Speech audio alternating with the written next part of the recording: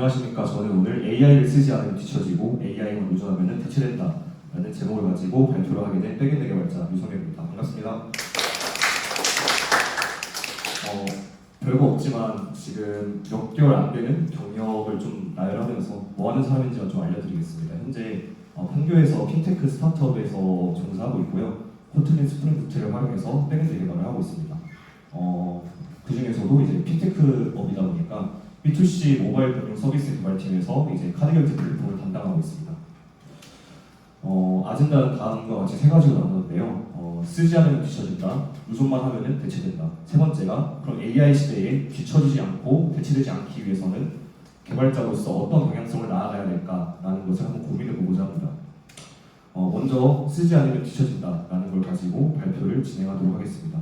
1-1번입니다. 입사 초기에 저희 공채 동기들끼리 이제 AI 디톡스를 추구하는 시절이 있었는데요. 말인즉슨 AI를 쓰지 말고 생으로 코딩하는 실력을 좀 가져야 된다라는 게 있어가지고 좀 그 시절을 한번 공유드리도록 하겠습니다. 지금부터 모든 스토리는 실화를 기반으로 하겠습니다. 네. 열정 가득한 저희 동기들입니다. 5명이 있었고요. 제가 봐도 참 훌륭한 개발자들이었습니다. 기본적으로 경쟁률이 363대 2, 3 이런 걸 뚫고 들어왔으니까 훌륭한 개발자들이죠. 이러다가 갑자기 하루에는 이제 선배분께서 한 가지 과제를 주셨습니다. 하루면 되죠? 라는 식으로 이렇게 던져줬거든요.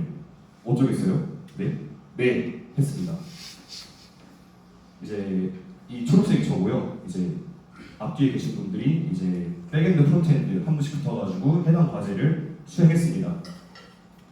제가 이제 동기지만 제가 가장 나이가 어려가지고 형님들 혹시 AI 쓰십니까? 라고 여쭤봤었는데 하셨던 말씀이 AI 쓰면 돈 나빠져 하시면서 저희 동기들이 처음에 약간 기조가 그랬습니다. AI를 쓰지 말고 직접 하는 좀 그런 퍼포먼스를 보여주자 라고 해서 기억하시죠? 아까 선배분께서 하루만 시간 줬던 거요. 하루 뒤 어떻게 됐을까요? 네, 이러고 있었습니다. 다시 한 번 더 이틀 뒤에 또 이러고 있었습니다. 네, 3일 뒤에 어떻게 했어요? 또 이러고 있었습니다. 이게 4일, 5일, 6일, 일주일이 갔습니다. 이때 됐습니다. 네. 사실 회사가 이분들이 대충 일하시는 것도 아니고 절대 능력이 저급하신 분도 아닙니다. 서버를 개발하셨던 분은 사피 출신이시고 프론트엔드 개발하신 분도 굉장히 잘하시는 분들로 알고 있고 회사에서 맨날 나가가지고 새벽까지 코딩하시고 회사에서 사실 저희는 오피스텔을 제공해줘요. 그래서 맨날 새벽 2시, 3시까지 개발을 하고 이렇게 맨날 했지만 일주일이 걸렸어요. 근데 제가 이제 꼽사리를 낀 거죠. 이제 선배들한테 들은 말이 있어가지고 형 제가 들었는데요 하면서 사건의 전말을 말씀해 드렸습니다. 원래 선배들은 그 정도는 1시간이면 끝내는 양이었습니다. 평소에. 근데 저희는 신입이라고 해서 좀 넉넉하게 하루라는 시간으로 이렇게 늘려준 거예요. 근데 그게 일주일까지 걸려버린 거죠. 말인즉슨 선배들은 1시간 만에 끝낼 거를 저희가 일주일이 걸려버린 거예요. 문제를 정리하겠습니다. 이제 AI가 없이 스타트업 특유의 빠른 개발 속도를 따라가는 게 너무나도 어려웠었습니다. 그래서 코딩 공부를 위해서 저희가 AI를 선택하지 않겠다라고 선언했었지만 일을 하기 위해서, 업무를 하기 위해서 무조건 필수인 상황이었습니다. 그래서 필요에 의해서 저희가 코딩을 할 때에 AI를 도입을 해봤습니다. 혁신적이었죠. 그 이전에도 AI를 쓰긴 했었지만 이제 선배들께서 어떻게 쓰는지를 좀 벤치마킹하면서 선배들께서 깔아놓은 스킬이랑 에이전트들을 좀 가지고 오면서 써봤습니다. 너무 좋았어요. 막 저희끼리 AI는 신이야라고 하면서 막 빠르고 정확하다라고 평가를 했었지만 그럼에도 불구하고 문제는 해결되지 않았습니다. 그래도 시간이 부족했습니다. 분명히 여기서 저희가 너무나도 좋다라고 평가를 했었지만 이제 시간이 그래도 부족했습니다. 여기서 여러분들에게 3가지 질문을 먼저 드리도록 하겠습니다. 첫 번째, AI를 코딩에만 쓰고 계신가요? 두 번째, 개발자의 업무 중에 코딩의 비중이 30%가 넘지 않음을 인지하고 계신가요? 마지막으로 코딩 이외에 어느 곳에 AI를 쓰고 계신가요? 라는 식으로 제가 질문을 드리면서 이거는 계속 여러분들 생각하시면서 다음 발표를 들어주시면 좋을 것 같아요. 먼저 저희 회사의 개발 프로세스입니다. 8단계죠. 신규 개발 프로세스와 유지보수 개발 프로세스가 있는데 처음 이제 기획이 되고 나서 이게 프로덕션 환경까지 배포될 때까지 총 8단계의 개발 프로세스가 진행이 됩니다. 간단하게 설명을 드리자면은 기획이 되고요. 그 다음에 엔지니어가 설계를 하고요. 코딩을 하죠. 그리고 이제 저희가 스타트업이라서 빠르게 배포가 돼야 되긴 하지만 나름 핀테크입니다. 돈 문제가 절대 생기면 안 돼요. 그래서 테스트를 겁나 빡세게 합니다. 1차 QA를 돌리고요. 그 다음 2차 QA를 돌립니다. 그리고 배포를 해요. 이때 QA 엔지니어들은 여러분들 그 밈을 보셔서 아시겠지만 인스타그램에 가끔씩 그러더라고요. 약간 내가 방탄복을 만들었어 하고 이제 QA 엔지니어한테 갔어요. QA 엔지니어는 여길 쏘는 게 아니라 다리를 쏘는 거예요. 이런 사람들이 QA 엔지니어입니다. 이걸 2번 뚫어야 돼요. 그쵸? 이렇게 8단계를 거쳐야 되고 심지어 스타트업이다 보니까 빠르게 배포가 되어서 시장성을 검증을 해야 돼요. 근데 이런 개발 프로세스, 개발 피처가 하루에 2-3개씩 들어와요. 그러니까 하루 만에 어떻게 다 하냐 이거인 거예요. 이걸 사람이 혼자 순수해서. 여기다가 코딩하는 부분에만 AI를 적용했으니까 당연히 시간이 부족하겠죠. 딱 봐도 8개의 단계가 있는데 그 중에 여기서만 활용을 했다. 심지어 신입 개발자니까 제대로 하지 못하겠죠. 그래서 저희가 문제를 다시 한번 더 정의했습니다. 코딩에만 AI를 적용하니까 전체 8단계의 업무를 커버하기에는 당연히 시간이 너무나도 부족했습니다. 그래서 저희의 해결 전략은 AI가 할 수 있는 것은 전부 자동화를 표방했지만 사실상 전부 자동화를 하지 못했고요. 준자동화까지 성공했다고 생각합니다. AI가 할 수 없는 것, 인문학적인 부분들, 소통하는 부분들, 결정하는 부분들, 판단하는 부분들 이런 것들은 개발자가 개입을 해서 한번 문제를 해결해 보고자 했습니다. 그래서 저희가 필요에 의해서 업무 프로세스 전체에 AI를 한번 도입을 해봤습니다. 62.5%를 자동화했다고 추출했는데요. 아마 더 될 거예요. as 있습니다. 처음에는 코딩에만 이제 AI를 적용했고요. 투비를 보여드리도록 하겠습니다. 이 모든 단계에 AI를 적용했습니다. 물론 100% 적용했다는 건 아니고요. 어떤 모듈들은 100% AI를 적용했지만 몇몇 모듈들은 절반 정도밖에 AI를 적용하지 못해가지고 완벽한 자동화라고 말씀을 드릴 수는 없겠지만 아무튼 이 정도의 자동화 파이프라인을 깔아봤습니다.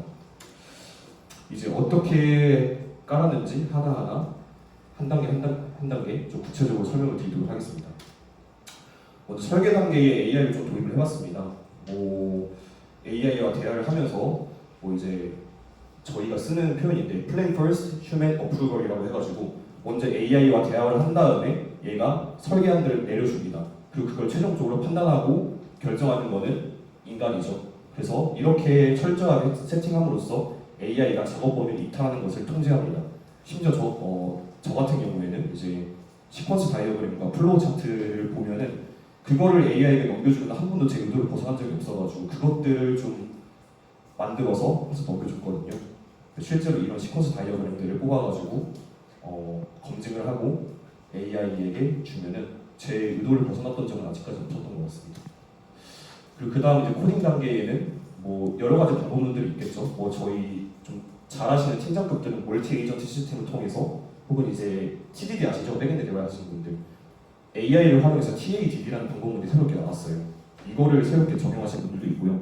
저는 이제 좀 가장 핫발이기 때문에 그냥 커밋 드리븐 리스트업이라고 해가지고 커밋 단위로 이제 리스트업을 해가지고 설계한 게 한 8개가 있다면은 1번 커밋 개발하고 커밋하고 2번 개발하고 커밋하고 3번 개발하고 커밋하고 이 모든 것을 다 AI가 해버립니다. 저는 한 줄도 안 쳐요. 물론 검토는 하겠죠. 코드를 읽을 줄 아니까 제가 이런 식으로 했고 그리고 QA 엔지니어들에게 제 코드를 보내기 이전에 저도 테스트를 해야 되잖아요. 그게 A니까 이전에는 제가 테스트 케이스를 전부 다 짜서 하나의 API가 있었다면 8개 케이스를 짜서 테스트를 하고 또 포스트맨을 수동 호출해가지고 하나하나 다 호출해봐야 됐었고 또 테스트 결과를 문서를 다 제가 했었어야 됐습니다. 근데 이제는 AI가 이 모든 걸 다 해버렸습니다. 저보다 테스트 케이스를 리스트업을 잘하고요. 그리고 제가 포스트맨으로 하나하나 이렇게 찔러서 할 때마다 시간 너무나도 오래 걸렸거든요. 근데 이것들 다 얘가 자동 컬로 때려버리니까 정말 빠르게 다 해결됐고 문서와도 노션 그냥 연결해버리니까 자동화 해버리더라고요. 그래서 시간이 너무나도 빨리 단축이 됐습니다. 실제로 저희가 테스트 케이스를 정말 하나의 API를 만들면은 한 8개 케이스, 9개, 10개 케이스를 테스트를 해야 되는데 그걸 테스트 케이스를 다 하나하나 적고 있고 테스트하는 게 너무나도 오래 걸리지만 AI가 그냥 한 번에 다 해버렸어요. 저희보다 정확도도 더 훌륭합니다.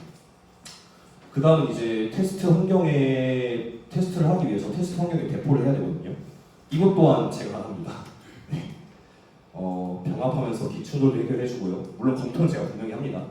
그리고 기톱 액션스에 들어가서 이제 빌드하고 배포를 했었어야 되는데 심지어 누군가가 이미 배포를 하고 있으면은 저는 배포를 못하죠. 대기하고 있다가 빌드하고 배포를 해야 됐었고, 근데 이걸 이제 AI가 다 알아서 해버리더라고요. 누군가 이미 배포를 하고 있으면은 기다려요, AI가 이 사람 끝날 때까지. 그러니까 저는 더 이상 이 사람 빌드랑 배포 언제 끝나라는 걸 계속 보고 있을 필요가 없었어요. 그래서 내가 알아서 다 해버리고, 저희는 Q&A 메시지라고 해가지고 Q&A 엔지니어들에게 메시지를 전송을 해야 돼요. 이런 식으로 저희가 구성을 했으니까 이 부분에 대해서 테스팅을 해주면 좋을 것 같다. 근데 Q&A 메시지가 생각보다 깁니다. 이게 하나의 Q&A 메시지예요. 제가 두 개를 가져온 게 아니라 하나입니다, 하나. 심지어 다 못 가져서 자른 거예요.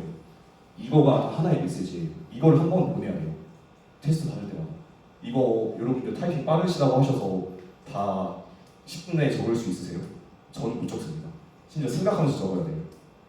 이거를 테스트를 보낼 때마다 QA 엔지니어 분께 보내야 돼요. 근데 이것들까지 다 AI가 해주니까 저희는 시간이 많이 단축이 되는 거죠. 물론 누차 말씀드리지만 검증을 꼭 합니다. 크로스 체크도 하고요. 그래서 이것들 다 작성하는 것도 10초도 안 걸립니다. 그래서 보내는 것 또한 제가 안 보냅니다.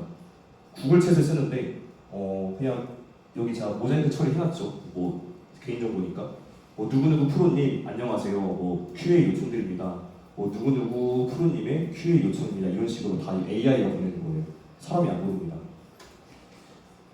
그리고 이제 1차 테스트 이렇게 QA를 보냈을 때 이제 엔지니어분께서 테스트를 하시겠죠.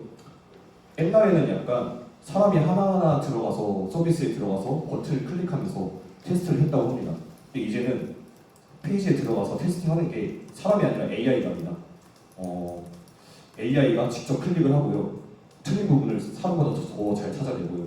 그리고 틀린 부분이 있으면은 캡처를 해서 보고서를 만들어서 저한테 보내요. 개발자인 저한테. 그래서 QA 엔지니어분들도 사실 저희가 아무리 열심히 해도 여기 QA 엔지니어분께서 느리게 작업을 하시면 저희도 병목이거든요. 결국 다음 단계를 못 넘어가요. 근데 이제 여기 또한 자동화를 해버리니까 병목이 다 줄어드는 거예요. 사람이 병목입니다. 사람이 병목. 그래서 이 테스트까지 다 해버리고 이제 2차 테스트 또한 동일한 방식으로 진행합니다. 그냥 여기랑 여기의 차이점은 그냥 환경에 좀 차이가 있고 여기 있는 QA 엔지니어는 진짜 미친 QA 엔지니어가 기다리고 있는 최종 보스 그런 거 차이밖에 없어가지고 AI가 일하는 방식은 거의 동일합니다. 저희 CO님, 그러니까 저희 말로 하면 부대표님이시죠. 약간 모토가 귀찮아할 줄 알아서 기계에 시킬 줄 아는 개발자가 좋은 개발자가 될 수 있다. 왜냐하면은 저희가 전체 워크플로우에서 AI에게 시켜서 저희는 이제 문제 해결과 도메인 문제에 대해서만 엔지니어로서 집중할 수만 있다면은 AI를 안 쓰는 게 바보 아닌가 약간 이런 생각을 하고 계셔요. 동의하고요. 그리고 저한테 한 달에 한 번씩 커피 챗을 하거든요. 한 명씩 불러다가 지난주에 저한테 하셨던 말씀입니다.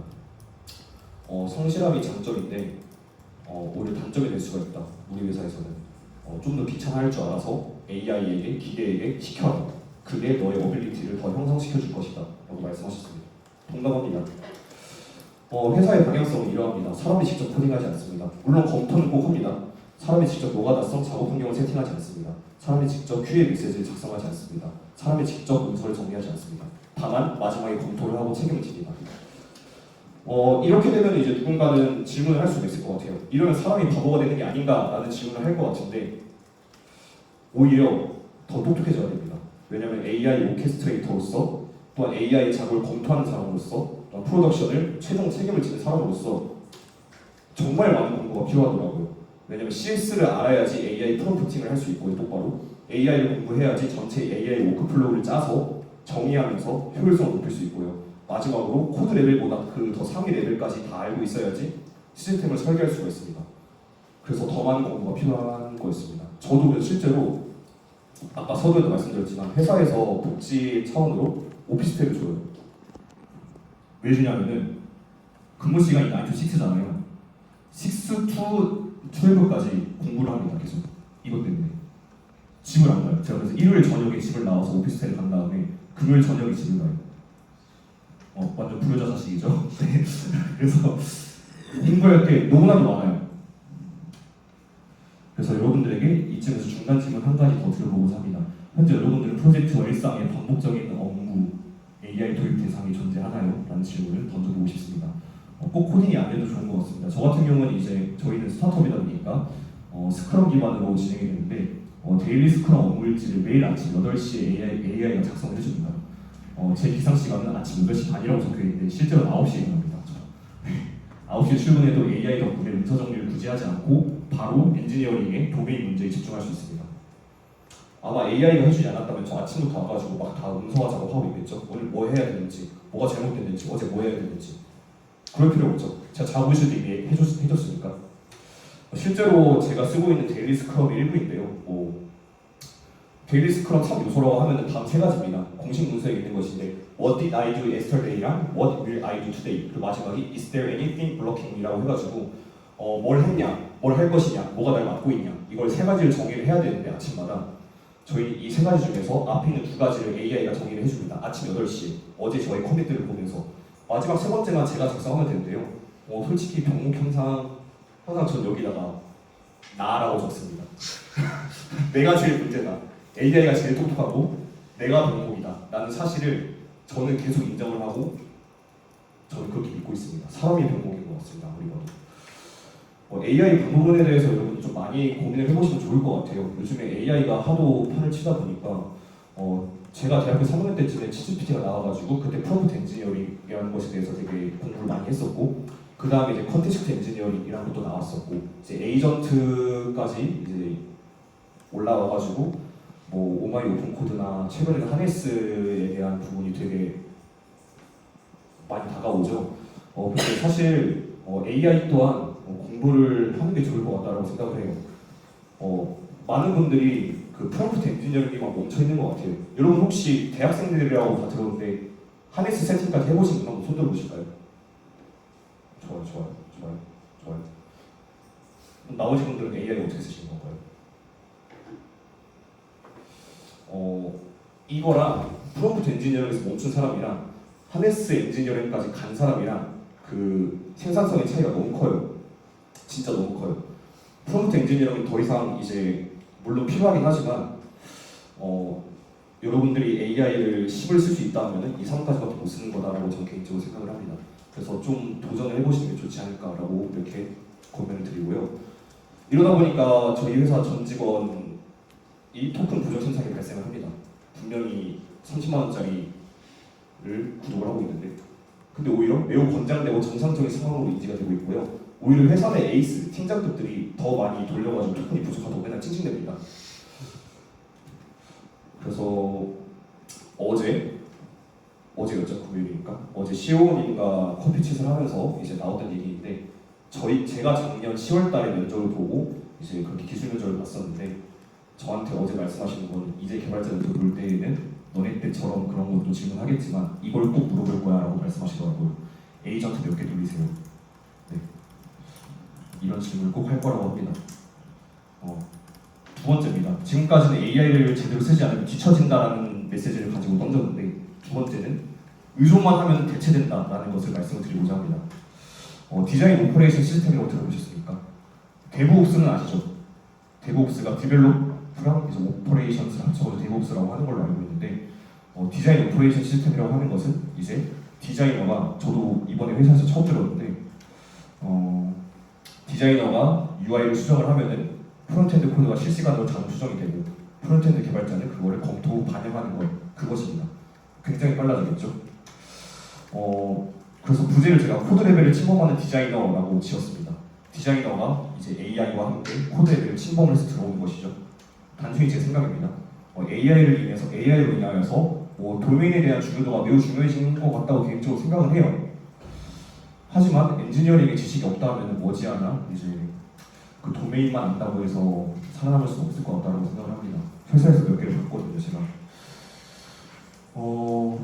디자인 오퍼레이션 시스템이 디자이너와 AI가 이제 코드 레벨을 침범하는 시스템인데 만약에 프론트엔드 개발자가 검수를 해야 되는 책임이 있는데 AI 과의존으로 인하여서 엔지니어로서 판단과 검토와 프롬프팅, 설계가 불가능한 실력이라고 하면 저희 회사에서 한번 실제 계산해 본 건데요. AI 5종 풀세트를 구독했을 때 한 달에 80만 원밖에 안 나왔습니다.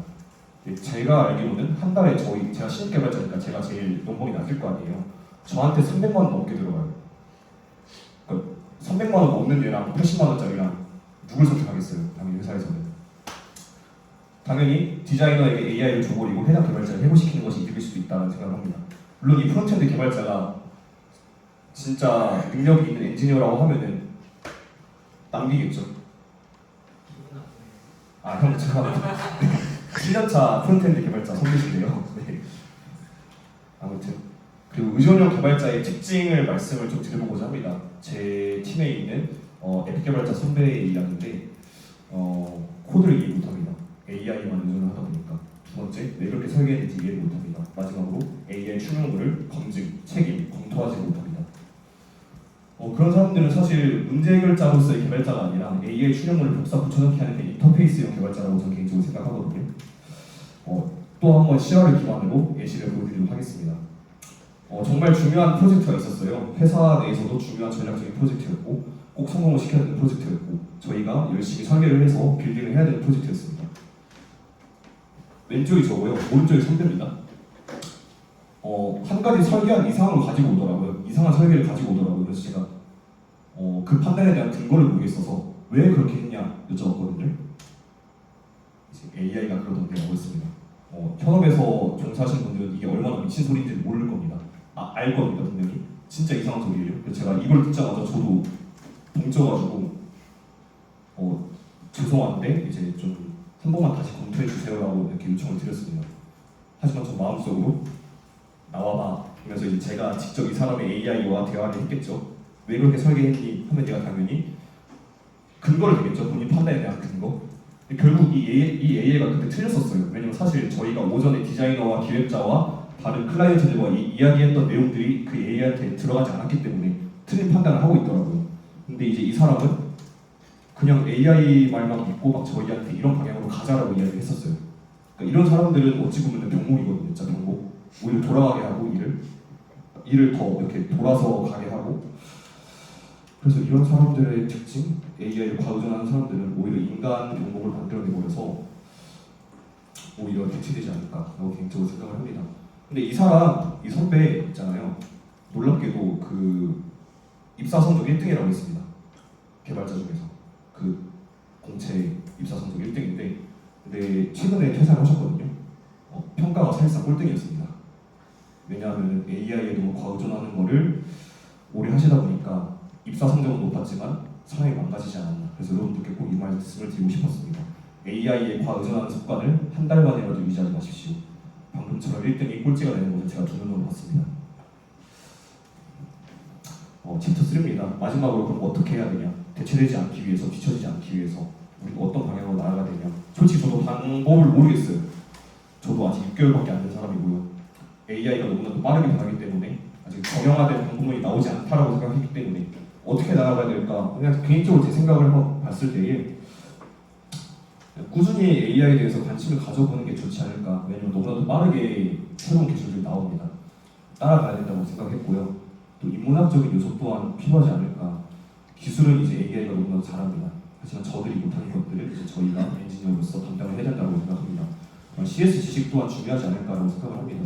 변치 않는 원천 지식이기 때문에 CS를 통해서 도메인의 문제를 해결할 수 있지 않을까라고 개인적으로 생각을 해서 기초적인 지식 또한 중요하다고 개인적으로 생각을 합니다. 이런 말 들어봤을 거예요. 생각 없이 사는 사람은 사는 대로 생각하고요. 생각하고 사는 사람은 생각한 대로 산다. 이걸 좀 AI에 붙여서 제 표현으로 좀 들려드리면은 생각 없이 AI를 쓰는 사람은 구현된 대로 생각을 합니다. 또 생각을 하고 AI를 쓰는 사람은 생각한 대로 AI를 돌리면서 구현을 한다고 생각을 합니다. 마지막 질문으로 여러분들 AI의 주인처럼 AI를 사용하고 계신가요? 혹은 AI의 하수인처럼 AI를 사용하고 계신가요? 전자처럼 사용했으면 참 좋겠다라는 고민을 드리고 저는 발표를 마치도록 하겠습니다. 감사합니다.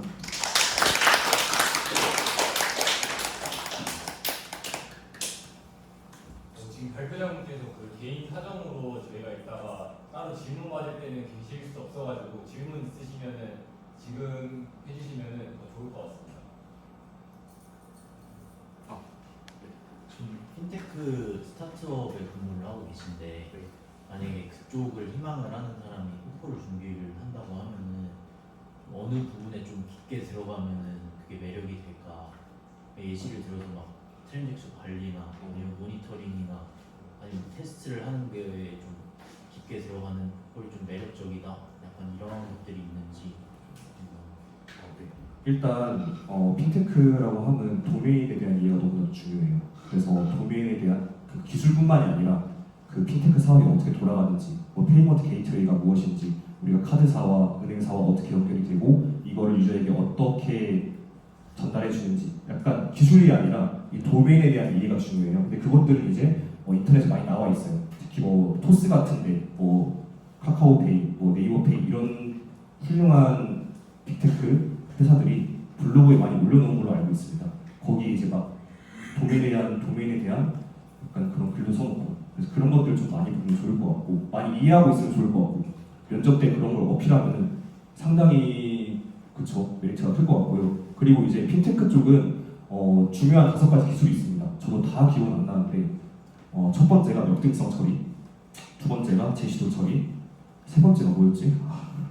제가 최근에 역등성이랑 제시도 쪽만 담당을 하고 있다 보니까 인터넷 시간 나올 거예요. 핀테크 개발자에게 중요한 기술이라고 해가지고 몇 가지 5개 정도 있는데 그런 것들이 좀 많이 쓰이고, 또 보안적인 부분들 그런 것들 좀 많이 쓰이는 것 같고, 또 전통 금융권이랑 최신 핀테크랑 좀 약간 달라요. 전통 금융권 아시는 것처럼 약간 KB국민은행, IBK은행 그런 데들은 좀 약간 옛날 기술을 쓰는 걸로 알고 있어요. 자바 옛날 버전.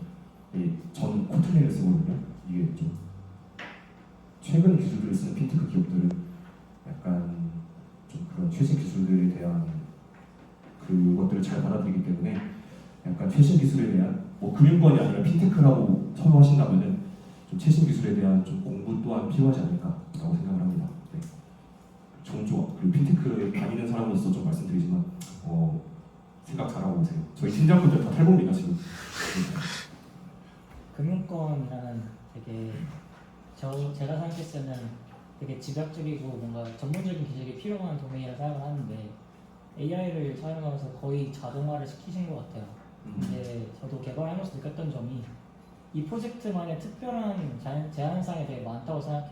특히 금융권 같은 경우에는 뭔가 알려지지 않았던 되게 개인적이고 집약적인 부분으로 인해서 설계가 바뀌어야 되는 부분이 있다고 생각하는데, 그런 과거부터 해왔던 레거시에 대한 거나 지금 만약에 들어왔던 거에 대한 새로운 뭔가 에러 처리에 관한 것들은 컨텍스트에 어떤 식으로 먹이고 있는 건지, 어떻게 계속 그거를 AI에게 계속 인지시키고 있는 건지에 대한 간단한 방법 혹시 설명해 주시면 감사하겠습니다. 일단 결론부터 말씀드리자면은 저는 그거에 대해 답을 못합니다. 왜냐면 방금 말씀하셨던 건 레거시에 대한 그 과거에 있었던 코드들에 대해서 어떻게 처리를 하냐 말씀하셨잖아요. 저희 회사 레거시 코드가 2024년 11월 커밋입니다. 2024년 그게 최고 레거시입니다.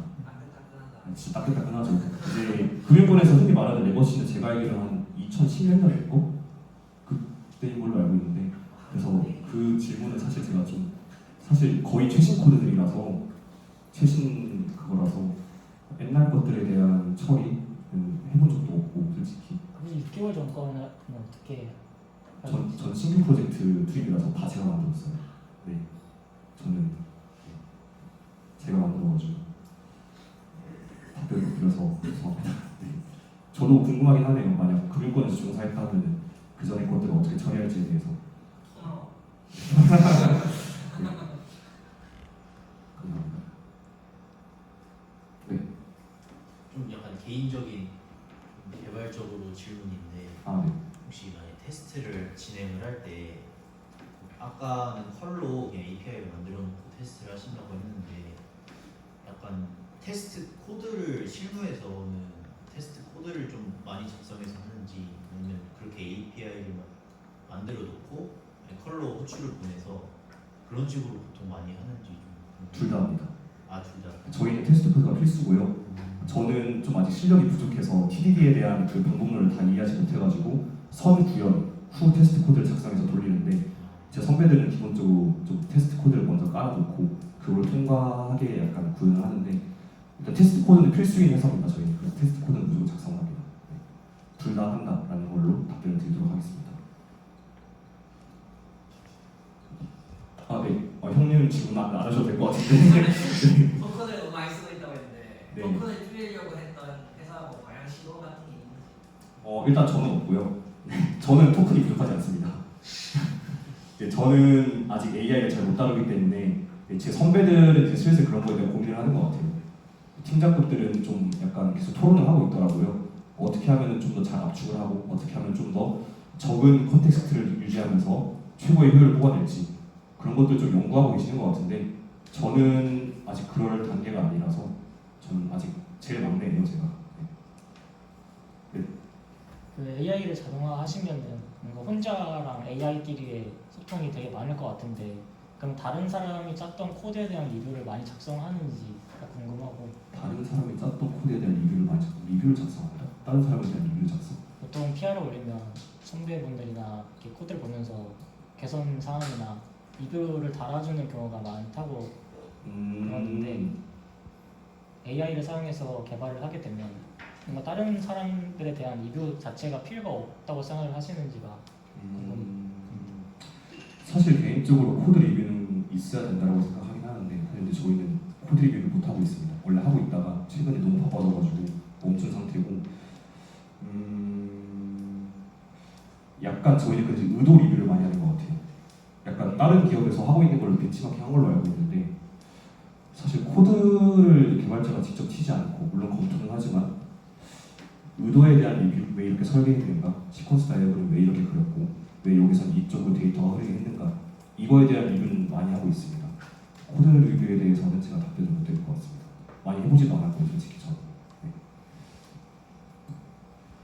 또 다른 분들도 있으실까요? 네.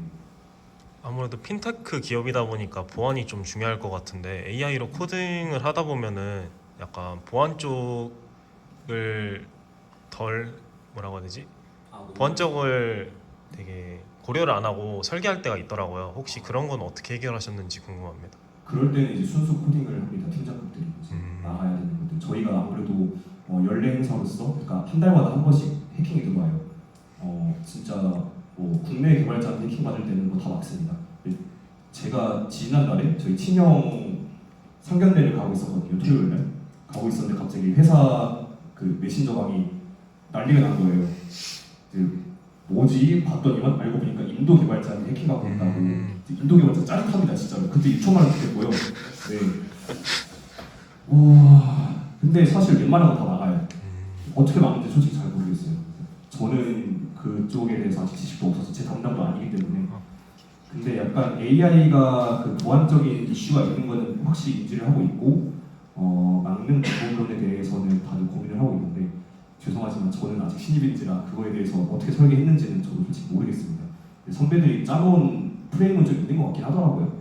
네, 암호화를 어떻게 하는지 철저하게 또 하기도 하고 또 가끔씩은 약간 이런 거 말씀드릴 수 있을 것 같은데 트레이드 오프를 좀 합니다. 보안을 위해서 유저의 사용성을 이렇게 UX를 극한으로 떨어뜨리기도 합니다. 가끔씩은 뭐 예를 들어서 비밀번호 아이디 2번 틀리면 정지시키는 것처럼 그런 식으로 진짜 극단적으로 하기도 합니다. 나머지는 제가 말씀드릴 수가 없겠네요. 저도 아직 부족한 사람입니다. 혹시 또 다른 분들 있을까요? 그 시간 관계상 질문은 여기까지 하는 걸로 하고 만약에 추가적으로 질문이 있다면 제가 그 기터브에서 따로 질문방 이슈를 해놨습니다. 그래서 거기에다가 질문 달아주시면은 승렬님께 나중에 질문을 다시거나 아니면 제가 확인해서 따로 개인적으로 질문 다시 드린 다음에 답변 받아서 작성 드리도록 하겠습니다. 네, 감사합니다.